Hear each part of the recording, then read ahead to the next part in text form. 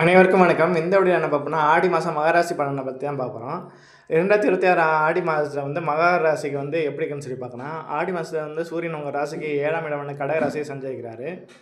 இந்த மாதம் உங்களுக்கு கலகான பலன்கள், அதே சமயம் சில முக்கியமான படிப்பினைகளும் கிடைக்கக்கூடிய காலகட்டமாக இருக்கும். இதனால் என்ன ஆகுதுன்னா, வியாபாரத்தை பொறுத்தவரை வியாபாரம் செய்வர்கள் கூட்டாளிகளிடம் சற்று எச்சரிக்கையாக இருக்கணும். கருத்து வேறுபாடுகள் வர வாய்ப்புள்ளதை வெளிப்படையான பேச்சுவார்த்தை அவசியம். உத்தியோகத்தில் இருப்பவர்களுக்கு வேலைப்பளு சற்று அதிகமாகவே இருக்கும். மேல் அதிகாரிகளுடன் பேசும்போது நிதானம் தேவை. தேவையற்ற வாக்குவாதத்தை தவிர்ப்பது உங்கள் வளர்ச்சிக்கு நல்லது. இந்த மாதத்தில் புதிய பெரிய முதலீடுகளை தவிர்த்து இருக்கும் தொழிலை நிலைநிறுத்த பார்ப்பது புத்திசாலித்தனம். பணவரவு ஓரளவுக்கு திருப்திகரமாக இருந்தாலும் 7ஆம் சூரியன் இருப்பதால் தேவையற்ற பயணங்கள் மற்றும் மருத்துவ செலவுகள் மூலம் விரயங்கள் ஏற்படலாம். வரவுக்கு ஏற்றது போல் செலவுகள் முன்கூட்டியே திட்டமிட்டு கையாள்வது இந்த மாதம் உங்களை பண நெருக்கடியிலிருந்து காப்பாற்றும். கடன் கொடுப்பதையோ அல்லது வாங்குவதையோ தற்காப்புவது நல்லது.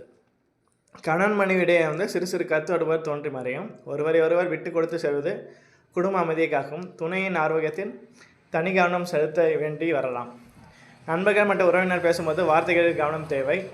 உங்களின் நல்ல எண்ணங்களை மற்றவர்கள் தவறாக புரிந்து கொள்ள வாய்ப்புள்ளது.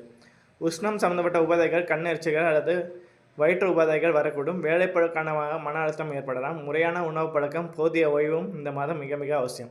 ஆடி மாதம் சனிக்கிழமையில் அனுமானுக்கு வெண்ணெய் காப்பு சாற்றி வழிபடுவதும் தினசரி ஸ்ரீ ராமஜெயம் ஜெபிப்பதும் இந்த மாதத்தில் சவால்களை எதிர்கொள்ளும் மனதைரியத்தையும் நற்பலனையும் தரும். இந்த மாதம் சில சவால்கள் நிறைந்த தோன்றினாலும் இங்கே ராசிநாதனான சனியின் அருளால் பொறுமையை கையாண்டால் நிச்சயம் சுமூகமான மாதமாக அமையும்.